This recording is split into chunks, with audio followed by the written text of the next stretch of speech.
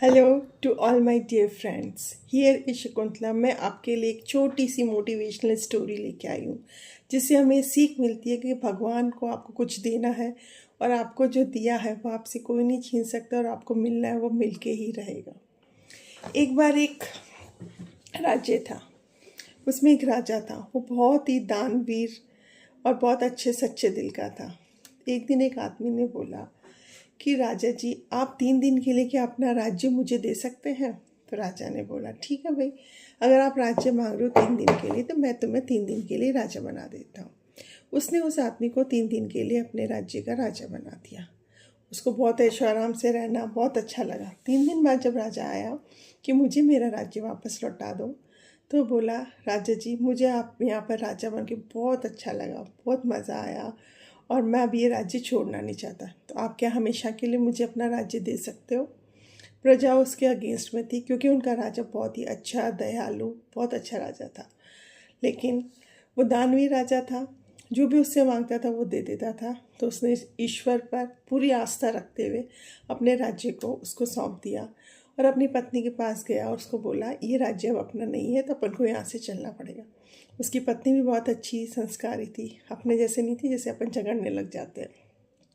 फिर उसकी पत्नी राजा जी उसकी रानी को लेकर के और अपने दोनों बच्चों को लेकर के गांव की तरफ जाता है। गांव में जाते हैं, बहुत दूर एक गांव में बस जाते हैं वो लोग। फिर वहाँ पर आराम से रहने लगते हैं। तो एक ट्रेडर यानी बिजनेसमैन वो आता है वहाँ पे।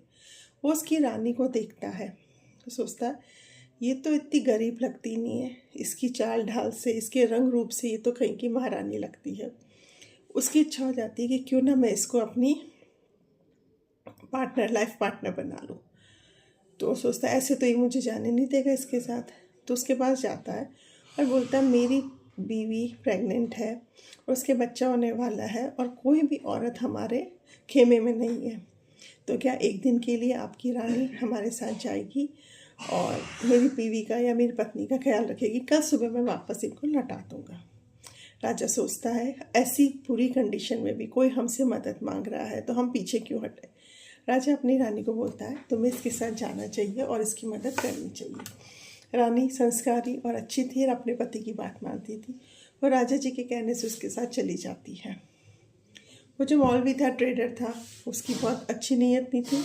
वो उस रानी को लेकर के कहीं दूर चला जाता है, अपना सारा काफिला लेकर के वहाँ से चला जाता है। अब राजा बहुत वेट करता है, 2 दिन 3 दिन उसकी रानी नहीं आती है। फिर वो वहाँ पर ढूंढने जाता है तो उसको पता पड़ता है एक बिजनेसमैन था और ऐसे ऐसे करके वो यहाँ से अब चला गया। वो समझ गया कि उसकी नीयत ख़राब थी और वो मेरी रानी को लेकर के यहाँ से चला गया। वो बहुत दुखी होता है। फिर वो रानी को ढूंढने के लिए दोनों बच्चों को लेकर के जाता है तो जंगल में एक बहुत बड़ी नदी आती है। अब उस नदी को पार करना चाहता है वो।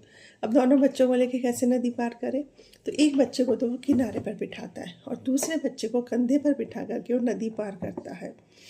जैसे ही वो नदी पार करने के लिए मिडल ऑफ द नदी यानी मिडल ऑफ द रिवर पहुंचता है, जो बच्चा कॉर्नर पर बैठा होता है उसके बाद एक जंगली भालू आ जाता है, बियर आता है और वो उसको अपने पकड़ने लग की कोशिश करता है। तो वो चिल्लाता है। राजा जी पीछे मुड़ के देखते हैं तो उनके कंधे पे जो बच्चा बैठा हुआ था वो एकदम से नदी में गिर जाता है और पानी के बहाव के साथ वो बह जाता है। राजा जी अपने उस दूसरे बच्चे को बचाने के लिए भागते हैं तो वो भालू उठा करके उसको ले जाता है। राजा बहुत दुखी होता है, वो वहीं बैठ के रोने लगता है कि मेरे पास आज मेरे दोनों बच्चे भी नहीं हैं, मेरी रानी भी नहीं है, मेरा राज्य भी नहीं है। लेकिन वो इसमें भी भगवान की कुछ कृपा समझ के आगे बढ़ता है। वो आगे बढ़ता है, गांव की तरफ, एक राज्य की तरफ पहुंचता है। वहाँ के राजा की मृत्यु हो गई थी। वहाँ के राज्य में ये नियम था कि उस राज्य में राजा वही बनता है जिसके सिर पर एक बाज था, वो बाज आकर के बैठता है। कई सालों से उनकी ये परंपरा चल रही थी। उस राज्य में हजारों करोड़ों लोग इकट्ठे थे। वो सोचते क्या पता हमारी किस्मत खुल जाए, हमारे सिर पर ये बाज बैठ जाए। तो वो जैसे ही बाज किसी के सिर पर नहीं बैठता, बाज उड़ता रहता है, उड़ता रहता है, उड़ता रहता है। जैसे ही वो दानवी राजा उस राज्य में पहुंचता है, बाज उसके सिर पर आके बैठ जाता है।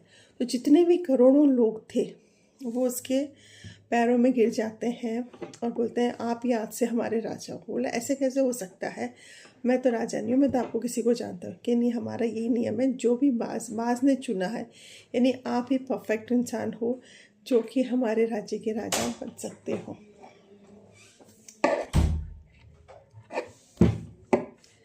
आप ही परफेक्ट इंसान हो जो हमारे राज्य के राजा बन सकते हो। तो सबके आग्रह करने पर उस राज्य का राजा बन जाता है। बहुत अच्छे से राज्य चलाता है, उसके व्यापार में बहुत तरक्की होती है, पूरे राज्य की प्रजा उनसे बहुत खुश होती है क्योंकि वो तो अच्छा इंसान था, दयालु था, प्रजा पालक राजा था।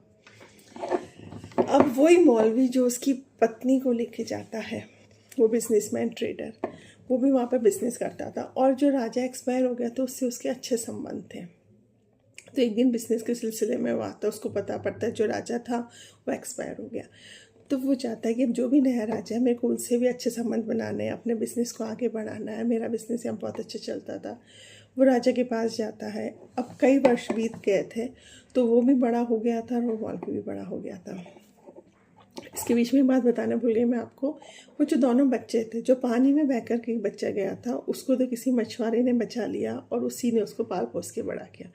उधर दूसरा बच्चा जो भालू लेकर के गया था, उसको एक शिकारी आया, उस भालू को मार दिया, उस बच्चे को बचा लिया और उसने पाल पोस के बड़ा किया। दोनों बच्चे उसी गाँव में उसी राज्य में पाल पोस के बड़े हुए जहाँ का वो राजा बना था।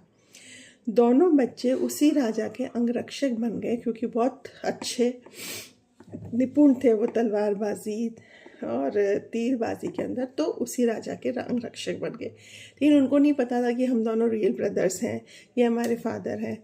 ठीक है, ऐसी ज़िंदगी चल रही थी। जब वो मौलवी आया, उसने उससे जान पहचान करी। मौलवी को किस्से सुनाना बहुत अच्छा लगता था। वो अपने अलग अलग राज्य जाके जाता था, उसके अच्छे अच्छे किस्से राजा को सुनाता था।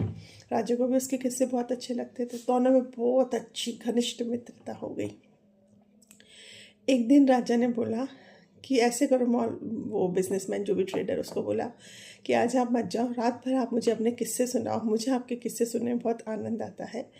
तो बोला नहीं, मेरी एक बीवी है जो कि पागल है, तो मैं उसको छोड़ नहीं सकता, तो फिर मेरे को तो जाना ही होगा, कहीं वो भाग जाए तो। बोला ऐसे करो, आप मेरे दोनों अंगरक्षक को वहाँ पर भेज दो, ये बहुत ही निपुण है, और आज रात आप हमारे पास ये रुक जाओ। वो दोनों अंगरक्षक उसकी जो भी उसकी पत्नी थी उसकी चौकसी के लिए चले जाते हैं। दोनों जाते हैं, रात भर बैठे रहते हैं, तो बात तो करते ही हैं। तो उन्होंने एक दूसरे से बात करने लगे। तो वो बोलता है यार मेरे जीवन में जितना कष्ट है हो ही नहीं सकता। दूसरा बोलता नहीं यार, मैंने जो देखा है जीवन में कष्ट कभी हो ही नहीं सकता। तो वो बोलता है, अपनी स्टोरी सुनाने लगता है, मेरे पिताजी थे बहुत दानवीर थे, हमारा राज्य छिन गया, मेरा भाई नदी में बह गया, इस तरीके से। वो दूसरा सुनता है, उधर वो जो पत्नी थी उसकी, वो किसकी पत्नी थी, वो इनकी माँ थी और राजा जी की पत्नी थी, वो भी बंदी थी, उसने वो सारी बातें सुनी। तो वो भी समझ गए कि दोनों मेरे बच्चे ही हैं। फिर उन दोनों बच्चों ने एक दूसरे की कहानी सुनी, अरे यार ये तो मेरी कहानी है जो तू सुना रहा है। एक दूसरे से गले मिलते हैं कि अपन ही दोनों भाई हैं। फिर वो बोलती है कि तुमने मुझे पहचाना नहीं, मैं तुम्हारी माँ हूँ। बोला अच्छा, इसने तुम्हें बंदी बना रखा है, कि इसने बहुत कोशिश करी कि मैं इससे विवाह कर लूँ, लेकिन मैंने इससे विवाह नहीं किया, तो इसने मुझे यहाँ पर बंदी बना लिया। अब मैं कारागार में हूँ, तो उन्हें पूरी बात पता पड़ती है। तो बोले अब चलो अपन राजा जी के पास चलते हैं और इसकी करतूत बताते हैं कि कितना बदमाश आदमी है। तो वो रानी को लेकर के राजा जी के पास जाते हैं। रानी जैसे ही अपने पति को देखती है, राजा जी को देखती है, एकदम यूं गिर के प्रणाम करती है उनके चरणों के अंदर और बोलती है कि आपने मुझे पहचाना नहीं क्या। तो राजा जी जब अपनी पत्नी को देखते हैं, वो भी उसे पहचान जाते हैं। बोलते हैं हाँ, आप ही हमारी पत्नी हो, आप कहाँ थे इतने समय से, मैंने आपको खूब ढूंढा, मिले नहीं। तो रानी पूरी बात बताती है, ये जो व्यापारी है इसी ने मुझे अगवा किया था और अपने साथ ले गया था, और इतने सालों से मेरे पीछे पड़ा मुझसे शादी करने के लिए, लेकिन मैंने इससे शादी नहीं करी, तो ये मुझे अपनी कैद में रखता था। फिर रानी बताती है यही अपने दोनों पुत्र हैं। फिर उनको पहचान जाता है। तो फिर चारों गले मिलते हैं और वो जो था व्यापारी, उसको फांसी की सज़ा सुना दी जाती है। समय बीतता जाता है, सब प्यार से रहते हैं, बहुत अच्छे से रहते हैं। उधर जो राज्य राजा ने छोड़ा था पहले, उस राज्य में जो आदमी राजा बना था वो अच्छे दिल का नहीं था। वो प्रजा को बहुत परेशान करता था, खूब दारू पीता, ड्रिंक करता, परेशान करता। पूरी प्रजा उससे दुखी हो चुकी थी। पूरी प्रजा दुखी हो गई। तो एक दिन क्या करा, मंत्री ने उसको खाने में जहर मिला दिया और राजा जी को मार दिया, उस राजा को। तो फिर वहाँ की प्रजा ढूंढते ढूंढते कि हमारा जैसा राजा था वो कहीं हो ही नहीं सकता, हमें तो वापस इस राज्य में वही राजा लाना है। तो ढूंढते ढूंढते महीनों साल लगे, उनको पता पड़ा कि हमारा राजा उस राज्य का राजा बन गया है। तो राजा के पास आए, उनसे बहुत हाथ जोड़े कि आप प्लीज़ चलो और हमारे राज्य के राजा बन जाओ। राजा जी बोले, मैं कैसे जा सकता हूँ, मैं तो इस राज्य का राजा हूँ, मैं तुम्हारे राज्य का राजा कैसे बन सकता हूँ। तो फिर बहुत आग्रह किया प्रजा ने, सारी प्रजा आ गई, उमड़ गई। तो इतना आग्रह देखने के बाद फिर वो ऐसे बोला कि ठीक है, 6 महीने के लिए मैं उस राज्य का राजा बनूंगा और 6 महीने के लिए मैं इस राज्य का राजा। तो राजा जी 6 महीने उस राज्य में राज्य करते, 6 महीने में इस राज्य करते। जैसे उनके बच्चे बड़े हुए तो एक बेटे को तो उन्होंने ये वाला राज्य सौंप दिया, दूसरे बेटे को उन्होंने वाला राज्य सौंप दिया। तो जिस राजा के पास एक राज्य था और अब राजा के पास कितने 2 राज्य हो गए हैं, तो उससे सब कुछ छिन गया था। लेकिन भगवान ने उससे छीना नहीं था, इंसानों ने उससे छीना था। उसको जो मिलना था भगवान ने उसको वापस दे दिया, क्योंकि भगवान को जिसको जो देना होता है वो दे के ही रहता है, जिसको जो मिलना है वो मिल के ही रहेगा, कोई कितनी भी कोशिश कर ले। तो कभी पैनिक मत हो, अगर आपको कोई परेशान कर रहा है, आपकी चीज़ कोई ले रहा है, अगर आपकी किस्मत में वो है तो वो वापस मिलेगी, वो नहीं मिलेगी तो उससे बेस्ट मिलेगी। Thank you.